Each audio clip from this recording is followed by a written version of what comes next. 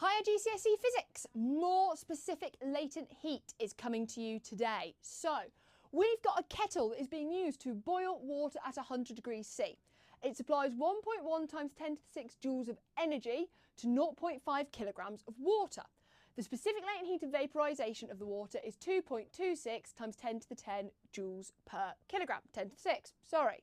Right, we first need to calculate the mass of the water that's being turned into steam. So we're going to use the equation Q for energy supplied is equal to the mass multiplied by the specific latent heat. Now, the energy supplied is 1.1 times 10 to the 6 multiplied by the mass. I don't know what the mass is, so I'm going to leave that as an M, multiplied by the specific latent heat of vaporisation, which is 2.26 times 10 to the 6.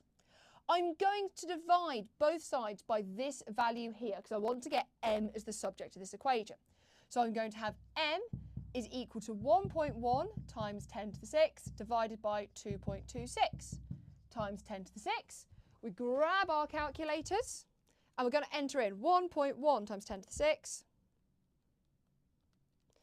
and divide it by 2.26 times 10 to the 6 to give us an answer of 0.49 kilograms, because mass is always going to be measured in kilograms.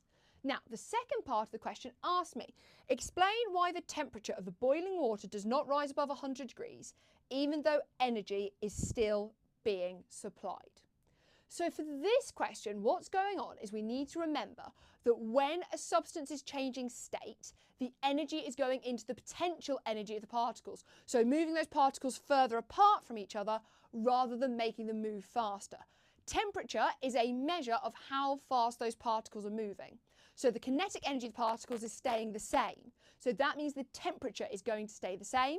It's the potential energy that is increasing. So that's what we're going to say. The potential energy of the particles is increasing. The kinetic energy is staying the same.